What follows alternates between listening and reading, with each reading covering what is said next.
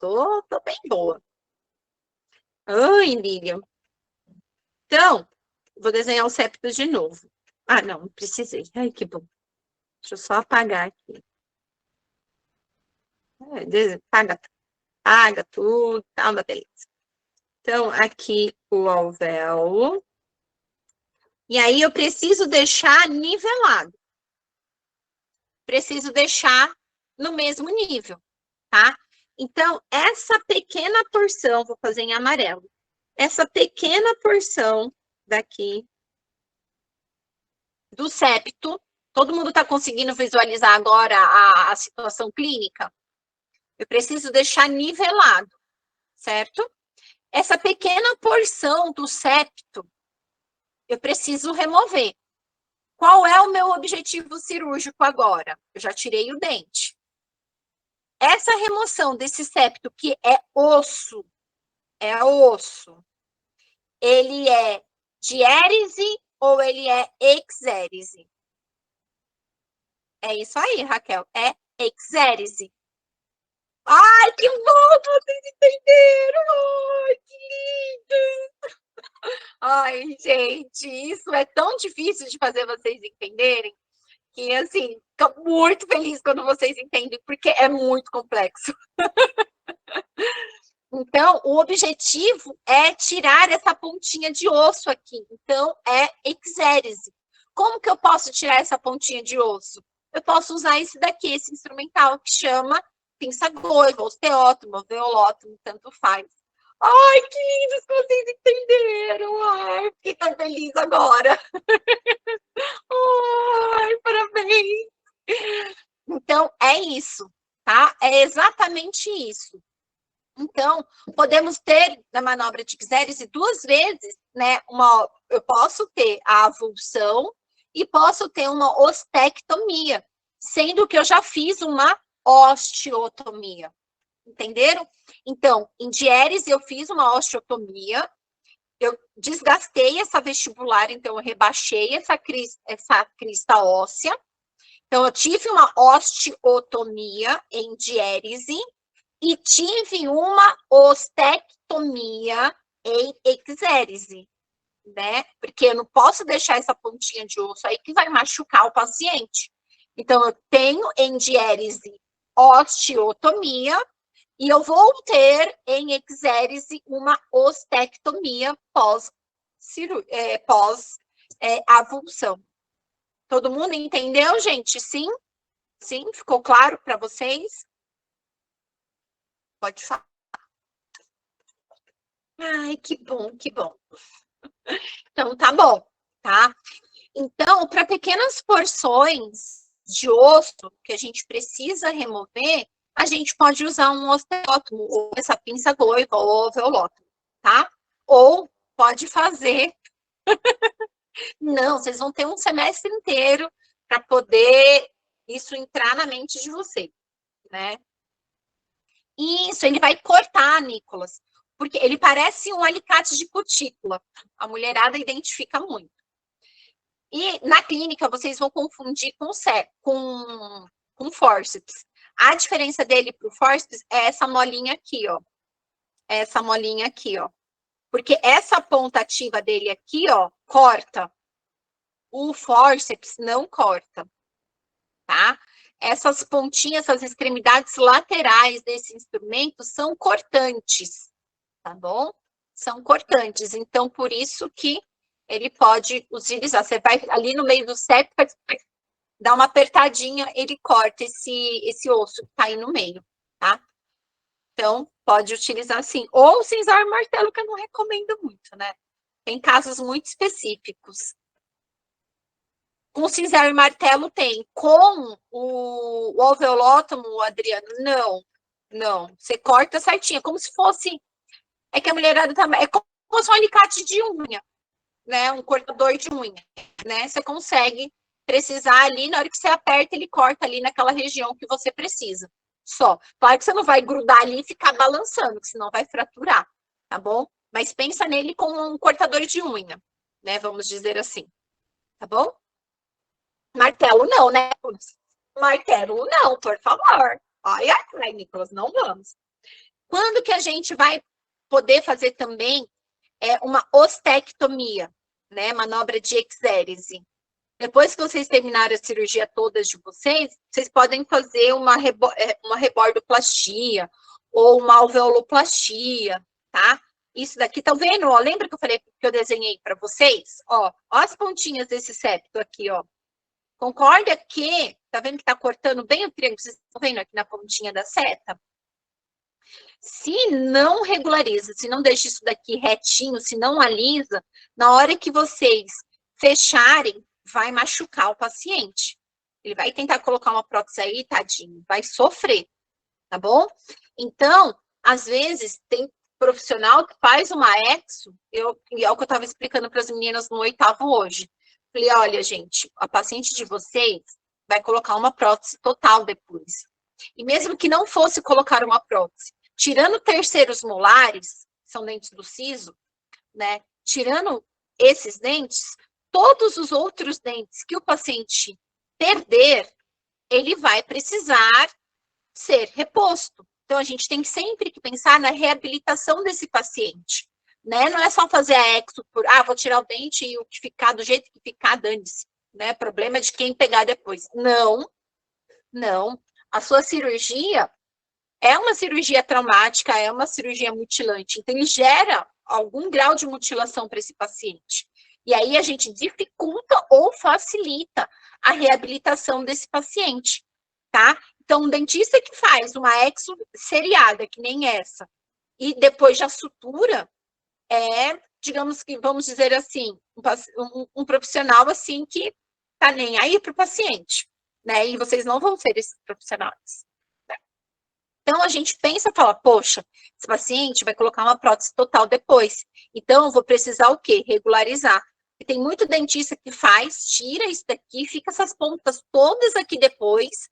E aí, o paciente precisa passar por uma segunda cirurgia para poder abrir, tirar, ou seja, regularizar todo esse rebordo, deixar tudo retinho de novo e fechar. Ou seja, você expõe o paciente a um segundo procedimento cirúrgico desnecessário. Se você tivesse pensado nesse paciente, como reabilitar ele depois, você já ia, depois da sua exo, regularizar esse rebordo. Só se for o mercenário, né, Nicolas? No caso, os elementos unitários mantém para ajudar a formação da papila, certo? Sim, essas extremidades das ameias, a gente mantém, tá, Adriano? A gente só vai remover os septos, tá? A gente só vai remover os septos, tá? O septo entre um e o outro, sim, né? Tipo, eu vou fazer só o 46, as papilas da mesial, as cristas ósseas, né, da mesial e da distal eu mantenho, mas o septo ali no meio eu regularizo, tá bom? Então, aqui é ostectomia, é uma manobra de exérese, tá bom? O tórax, que nem eu mostrei para vocês. Aqui, qual é o objetivo cirúrgico? Tirar esse tórax, essa exostose óssea que tem aí no meio do palato desse paciente. Não tem dente, não tem nada, né? É só remover esse osso daqui do meio, tá bom?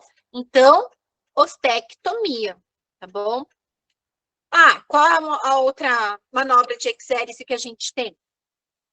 A gente vai tirar um dente, a gente está fazendo o quê? Uma avulsão, tá? Então, a gente está avulsionando, né, esse dente de dentro deste alvéolo, tá? Então, na hora que a gente está usando ou com elevador ou com forceps, é avulsão. Então, exérese, tá bom? Como que nós podemos fazer? Com forceps, tá? O forceps, ele é composto pelo cabo e pelo mordente. O mordente, o que é o mordente? É a ponta ativa do forceps, tá? É a ponta ativa do forceps, tá? Então, vocês vão ver que tem forceps 150, 18L, 18R, 17, tem uma porrada de forceps, tá? Porque qual é a diferença? Principalmente esse mordente, porque esse mordente, ele vai acompanhar a anatomia daquele dente, tá? É um dente uni, é um dente multiradicular, é um dente com 2 raízes, um dente com 3 raízes. Então, ele vai ser desenhado para aquele dente em específico, tá?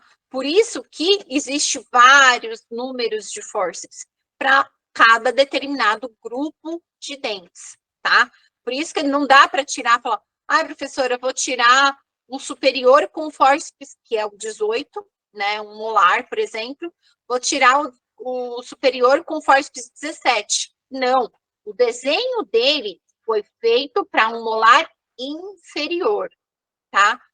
Professora, mas esqueci de esterilizar. Aborta a cirurgia. Ou se tiver inferior, faz. Mas não dá. Eu vou tentar adaptar um jeitinho e vou usar esse. Não tem como, tá bom? Então, a manobra de avulsão, né, com fórceps, pode ser logo depois da sindesmotomia. Então, a gente fez a sindesmotomia em manobra de diérese, né? Separou as papilas, né, que é as fibras dentogengivais, e aí a gente já pode colocar o fórceps, tá? Então, a maioria de vocês querem começar, e o ideal seria, né, se a gente pudesse escolher, com uma exo simples, porque é só fazer primeira manobra de diérese, sindesmotomia, desinserção das fibras dentogengivais, próxima manobra já é exérese, já é encaixar o fórceps ali e tirar, né? Já é a avulsão, né? E aí, a aplicação do fórceps, né? Quais são os objetivos, né? O que a gente faz com esse fórceps, né? A função de apreensão, ou seja, segurar, agarrar mesmo, prender, né, o dente. Intrusão, a gente vai ver na aula de exo simples, né, que são os movimentos, né?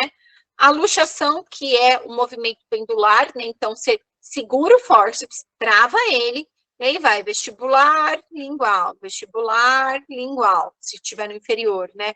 Ou superior, vestibular, palatina, né? E nisso a gente vai ver na aula de exo simples, tá? Não é parecendo tipo cabo de guerra, né? Que fica ali, né? Vamos entrar em detalhes mais para frente. E aí, a própria aí a atração, né? Que é para poder já tirar esse dente.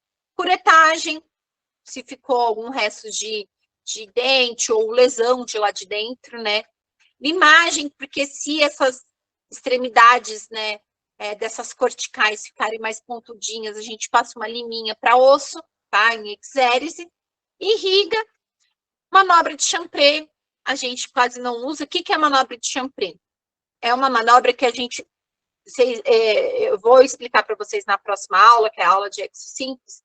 É uma manobra que a gente faz uma dilatação dessa tábua óssea com fórceps. Quando a gente está balançando o fórceps, né, fazendo esse movimento de pêndulo, né, jogando para vestibular e para lingual, por exemplo, o que vai acontecer com essas tábuas ósseas? Elas vão dilatando, elas vão aumentando, tá?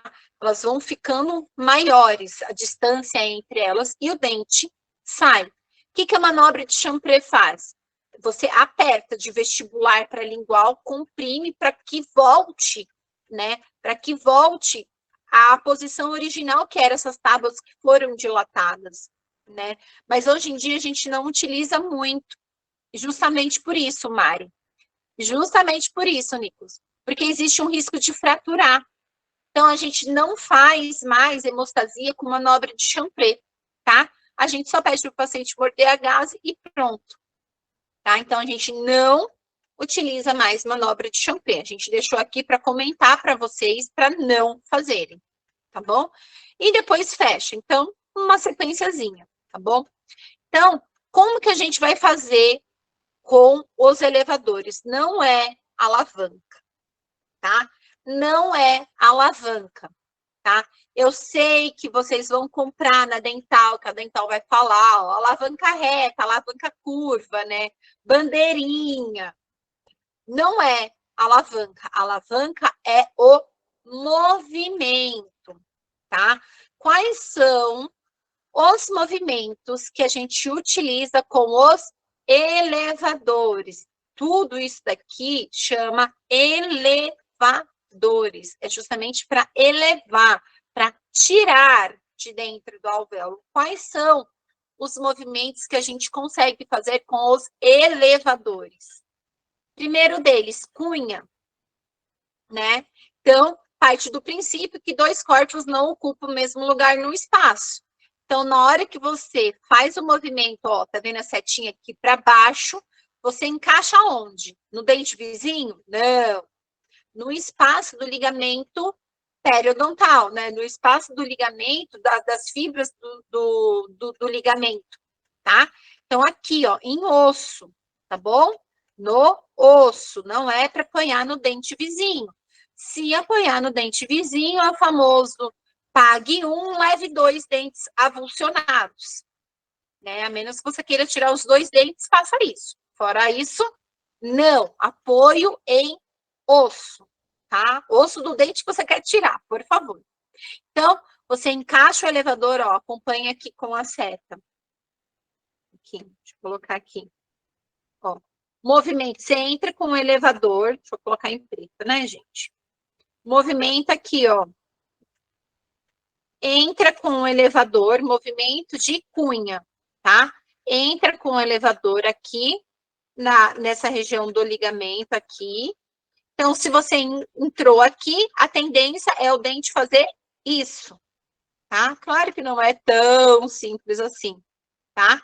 Então, você entra na região do ligamento e a tendência é ele fazer o movimento para cima e sair, ok? E sair. Todo mundo entendeu? Ou você pode fazer um movimento de cunha jogando e ele sai para as laterais. Ele pode sair para cima ou pode sair para as laterais, ok? Esse é o movimento de cunha com os elevadores. Qual outro movimento que pode acontecer? A gente pode utilizar o movimento de alavanca, que é um dos principais movimentos que a gente utiliza e por isso que o pessoal chama tanto de alavanca, tá?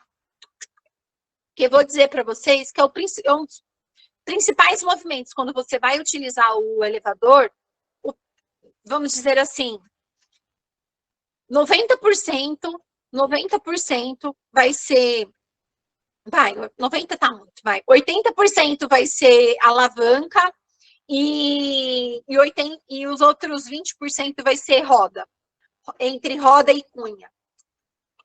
Então, como que é o movimento de alavanca?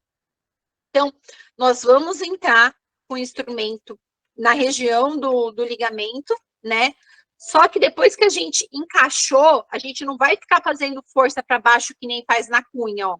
Não vai ficar fazendo força para baixo, ok? No movimento de alavanca, depois que a gente entrou com o instrumento, ó, a setinha, encaixamos o instrumento, certo? Eu não vou continuar fazendo força para apical, para baixo. A minha força vai ser o quê, ó? Para lateral. Tá? Eita, nossa, minha seta tá. O movimento vai ser para lateral, ó. Eu vou jogar como se fosse uma alavanca mesmo. Para eu jogar para baixo e o dente ir para cima, a raiz ir para cima. Então, quando eu jogo o elevador, que é esse instrumento aqui, quando eu jogo, depois que eu encaixei ele, eu vou fazer um movimento de alavanca, tá? Então, eu encaixei ele no espaço do ligamento ali na crista óssea, eu vou jogar ele para trás, e aí a raiz tende a sair para o outro lado, tá? Isso é uma alavanca interfixa, tá? Alavanca, ou seja, o que é a alavanca, movimento de alavanca interfixa? Eu puxo para um lado, o dente sai para o outro lado, ok? Na alavanca interresistente, depois que eu encaixei o meu instrumental, ó, o meu elevador, encaixei o meu elevador, posicionei ele mais apical. Vou continuar fazendo força apical? Não, porque se eu continuar fazendo força apical, que é para baixo, eu vou estar fazendo um movimento de cunha, tá? Então, encaixei um instrumento apicalmente, certo? Agora, eu vou fazer o movimento para frente, tá? E aí o dente vai acompanhar o mesmo movimento que eu fizer. Estão entendendo? Então, na primeira, na interfixa, eu faço alavanca para um lado, o dente sai para o lado oposto à direção do meu movimento. Então, se eu puxo para mesial, o dente sai para distal, tá bom? Na alavanca interresistente, eu vou encaixar ele apicalmente, vou fazer força para mesial, a minha raiz vai sair para mesial, ela vai acompanhar a direção da minha força, vai acompanhar a direção do meu movimento de alavanca. Todo mundo entendeu? Sim, não? Vocês precisam falar comigo, porque senão, eu não sei se vocês estão entendendo, infelizmente eu não consigo ver o rostinho de você, tá? Então, movimento de alavanca. A interfixa, eu encaixo apicalmente, encaixei, eu faço o movimento para distal, né? Vou alavancar ela para distal, a raiz vai sair para mesial. Na alavanca interresistente, eu encaixo apical, faço força para mesial, ela sai para mesial. Encaixei ela na distal, faço força para distal, essa raiz sai para distal, esse dente sai para distal, ok? Então, com o elevador, primeiro movimento que eu posso fazer, cunha, tá? Então, faço o movimento de cunha, continuo fazendo o movimento só para apical, tá bom? Somente para apical. Então, eu encaixo de um lado, ele vai sair para o outro lado, porque dois corpos não ocupam o mesmo lugar no espaço. Beleza. Qual outro movimento que eu posso fazer com o elevador? Movimento de alavanca. Ela pode ser interfixa, então eu movimento, faço alavanca para... faço o movimento para distal, ela sai para mesial. Faço o movimento de alavanca interresistente, eu faço para vestibular e ela sai para vestibular, tá? Não vejo dentes, mas sai, Lucas, sai. Então, ele vai sair, ele deita. Principalmente quando a gente faz esse movimento de alavanca interresistente, na maioria das vezes já não tem mais uma tábua óssea, né? Vou fazer para vestibular, né? Já não tem mais uma tábua óssea para o vestibular, por exemplo, por problema periodontal. Esse paciente já perdeu esse osso da tábua óssea vestibular, tá bom? Qual outro movimento que eu posso fazer com os elevadores? Posso fazer o movimento de serrilho ou de roda, tá? Cabe, Jonathan. Acredite, cabe. Cabe. Né? E às vezes dá um BOzinho, assim, não vamos dizer. Às vezes é um pouquinho mais chatinho, que o paciente tem, às vezes, uma abertura bucal pequenininha, né? E aí dificulta um pouquinho, mas dá certo, acredita. Dá certo, confia. Dá certo. A gente transpira um pouquinho mais, mas dá certo. Qual outro movimento? Então, nós vimos alavanca e cunha, certo? O próximo movimento que a gente consegue fazer com os elevadores, né, é o movimento de roda. Fala, professora, como assim? Como que é o movimento de roda? Você vai encaixar o seu instrumental, pode começar, encaixa ele no tecido ósseo e roda, joga ele para cima, tá? O movimento é justamente esse aqui, ó, de rodar mesmo. Você pega, o instrumental pega a pontinha e joga ele, ó. Não sei se você consegue ver, ó, a minha mão. Aqui é o meu elevador, certo? A minha raiz encaixou aqui. Vou fazer isso aqui, ó. Vou travar e, ó, vou jogar para cima, ó. Vou movimentar o instrumental para cima. Então, ele vai jogar essa raiz para cima, esse dente para cima, tá? Movimento de roda. Então, é só, ó, se vocês mesmos podem fazer em casa, ó. Dente, elevador. Encaixa aqui, ó. Se eu fizer isso aqui, a minha mão vai para cima, tá bom? Segura a mão de Deus e vai, tá? Então, esse é o movimento de roda, tá bom? É muito mais fácil, na maioria das vezes, quando a gente usa o Seldin curvo, que é esses aqui que o pessoal chama de bandeirinha. Tá? Se colocar bandeirinha, eu vou falar, festa junina, vou pendurar umas bandeirinhas no box de vocês, tá? Então, são esses três movimentos que a gente faz com os elevadores. Alavanca, roda e cunha, tá bom? Basicamente, esses três. Então, ó, com o elevador. Então, ó, elevador de Seldin curvo. Então, nós vamos ter, ó, procura um ponto de apoio ósseo e vai, ó, trazer esse dente.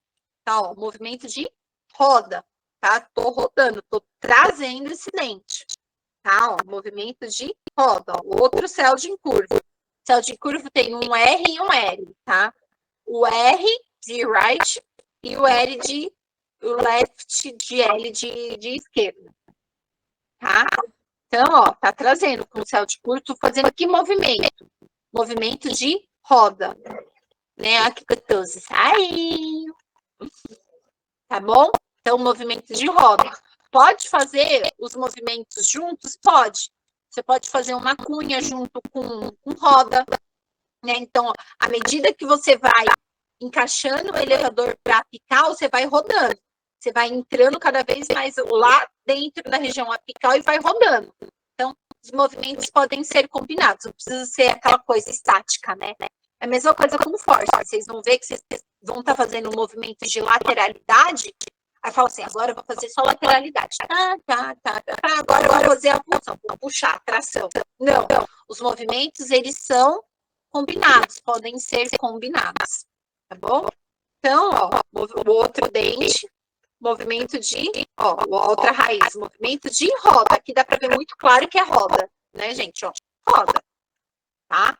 Então, com o elevador de Selden curva, a gente vai ver também, tá? E aí, ó, tá removendo, remove toda essa parte do capuz, que é bonitinho. Ai, pois é, Raquel.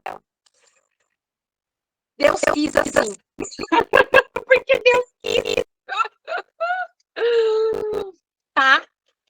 Então, nós fizemos, né? Ostectomia, nós removemos osso, tórax, enxerto, né? Removemos septo, né? Regularizamos rebordo. Nós fizemos em exérese a avulsão, que é a remoção do dente, por exemplo, né? E nós podemos também fazer enucleação ou curetagem, né? Enucleação, a gente tira o quê? Uma peça única, né? Uma lesão, por exemplo. Então, eu vou enuclear um cisto dentígeno, por exemplo. Então, eu removo todo aquele cisto, tá? A lesão como um todo. Isso é uma enucleação. Ah, professora, eu vou fazer uma biópsia, né? Eu vou tirar alguns pedacinhos, porque, né, é uma lesão intraóssea, enfim. Nós podemos fazer uma curetagem. Vou remover esses pequenos fragmentos, né? Então, uma curetagem. Então, estou removendo. Então, a curetagem e a enucleação também são manobras de exérese, tá bom? Então, qual é o seu objetivo cirúrgico? Eu vou abrir, né? Vou ter a manobra de